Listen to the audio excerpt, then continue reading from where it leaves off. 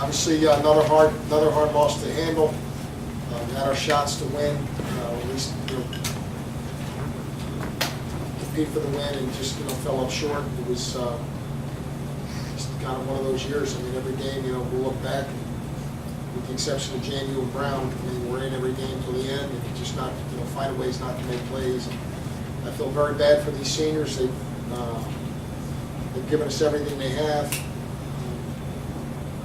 I said, hey, sometimes football's like life. I mean, these guys are going to deal with death and divorce and job loss and issues with children. I said, all you can do is just keep working hard and pray that God just blesses you with good fortune. And it's a great group of seniors. I feel bad that they had to endure this type of adversity.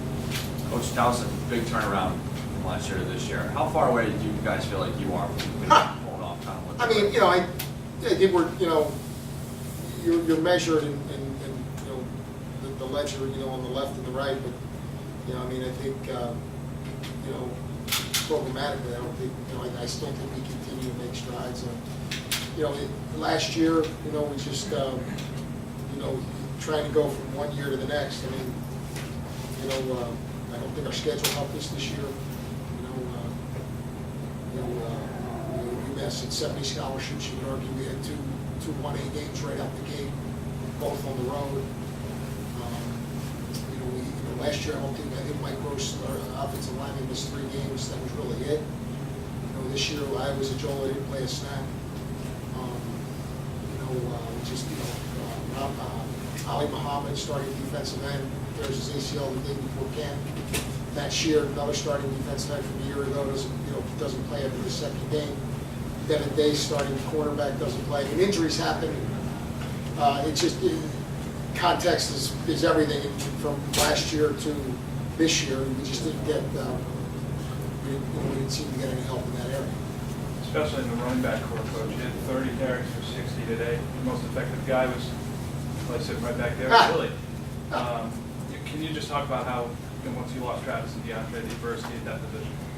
Yeah, I mean, I think, the guys that stepped up, with signing Debbie, we took a red shirt off of him, after the 8th game of the year. It takes a special kid to do that. It's a very selfless act. And then, I thought Billy Morgan did a good job, stepping in. But obviously, an area that we thought was going to be a strength of ours, having those 2 kids not play in the last 3 games, that certainly affected us, and really not having Io for the whole year. Even when Travis and DeAndre weren't there, you didn't really have that big back like a Towson had. That kid today, he only had 55 yards rushing, but I mean, he'll be up for the National Rookie of the Year, I think. And he had 1,200 yards in a year, he had 225 touchdowns coming into this year as a freshman. So we did a good job containing him, but obviously you got to be able to run the ball in this conference. Last year, they won 4 games by 3 points. This year, in a lot of games in the fourth quarter. Can you put a finger on why it didn't go your way in some of these games? You know what? I really can't. It's just, sometimes you can't see the forest through the trees. We'll look back, at the year, and, you watch. I know this, every single week, even the 2 bad losses we had, our kids prepared, and I said it to them today. I think the thing I was proudest of this team is not one day was it a chore to be out there practicing. And particularly when expectations are high and you're not having the success you want, it takes a special group of kids to be able to just kind of forge on and handle that adversity. And every day, we prepared. I think as a coach, when we talk about the job description, our job is to coach and demand that they do what they're being coached, and their job is to prepare and to perform. Sometimes we didn't perform as well as we needed to, but I don't think that had anything to do with the preparation. How would you say this is a step sideways, a step backwards, a step forward? And what the coach you say this? Yeah, I mean, you couldn't say it certainly wasn't a step forward. So I think I don't know. I don't want to say it was a step back. I think to the naked eye, it's a step back because you not only did you not need last year's number, but you did take a step back. But there's a lot of other factors that go into that. It's just kind of a lot of ups and downs this year. So I would say at best it's a lateral step. Third quarter, Willie scores. force a fumble on the next possession. You talked a lot about offense feeding off defense and how that hasn't happened. In certain possession, you go 3 and out. Is that an example of what you've been seeing all year? No doubt. I mean, I think, we did a great job, even though we only had 10 points on the board, we did a great job controlling the clock in the first half and keeping an offense in the second in the conference, and scoring offense. They were getting 35.5 points a game they were averaging. I think we went 3 and out the first 3 series of the 2 of the first 4 drives of the second half, and obviously coming up with that turnover after we scored, you got momentum. Now you got a chance to really, really gain momentum and have a huge, shift in the game, and you just weren't able to do it. And then obviously the most disappointing play in the game to me was 4th and 1. When it's still a game, and then the last offensive possession, you got to convert it. Joe, can you explain the decision to call that play on 4th and 1? Going wide? Yeah, it's a bad call because it didn't work. That's why I asked the question. Our problem right now, you don't have a big back. You're not having Iowa Zajola, who's a 200-pounder. And Billy did a great job, but Billy's more of a perimeter runner. I think in the last 3 games we probably called 3 outside zones on short yardage situations and converted on 2 of them. This one we didn't, but obviously it's not a good call because it didn't work. So. Bobby, you talk about how tough it was throwing into the wing with the wing today. I don't think that was a factor at all. Obviously, I didn't notice the wing. I mean, pregame motion noticed it, but I don't think that had a factor in the game when we throw wide at all. I think just execution. I just think we didn't execute. Me personally, the whole offensive unit just didn't execute when we needed to. The first quarter, you had the ball for 12 minutes. They ran 5 plays. That had to be the game plan all week for them. Yeah, we obviously wanted to control the clock. We saw a few things over in the film. Teams they had played, they didn't match up as well in certain personnel. And obviously the game plan was kind of, the game plan was created for that. It was created for pitching 2 tight ends because we thought we had the best opportunity to win that way. And I thought the game plan was probably the best one we had all year. We just didn't execute it.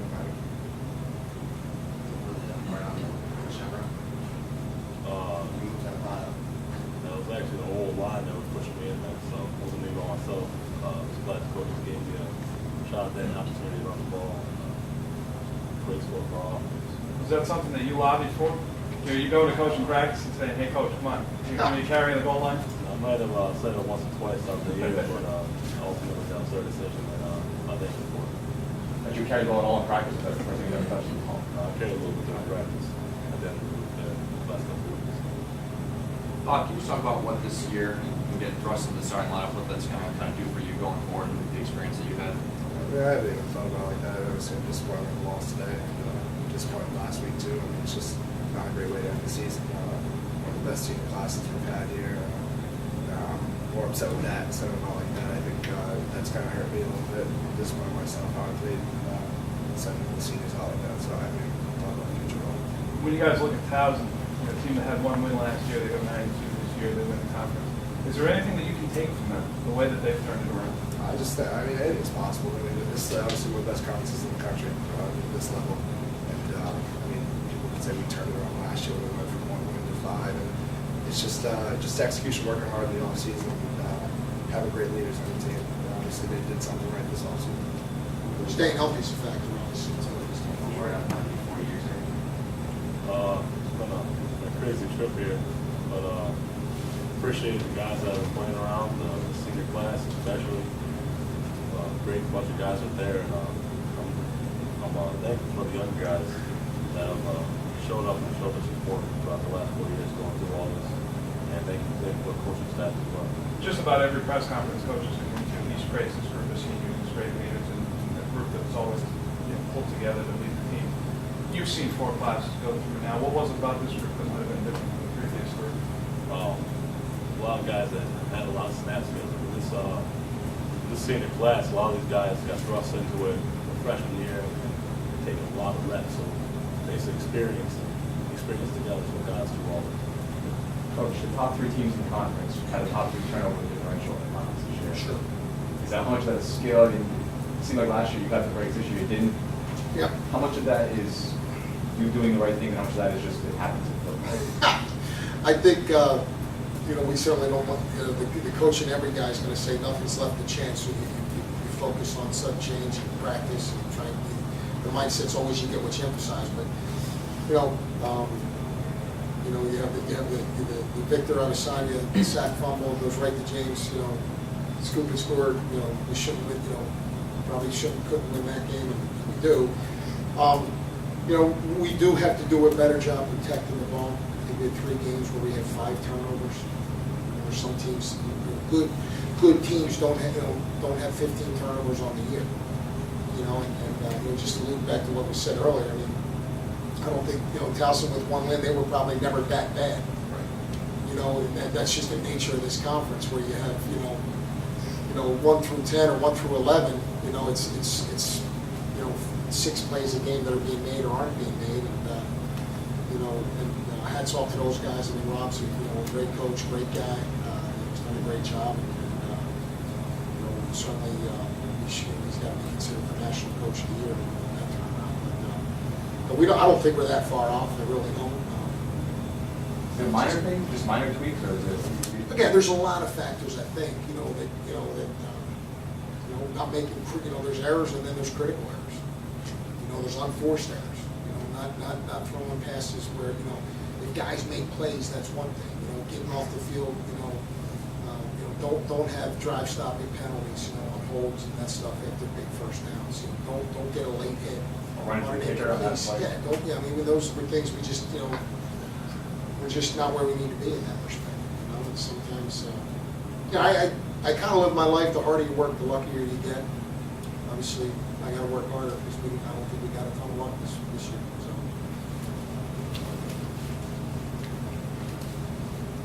Thanks, Coach. Thanks, Coach. Thank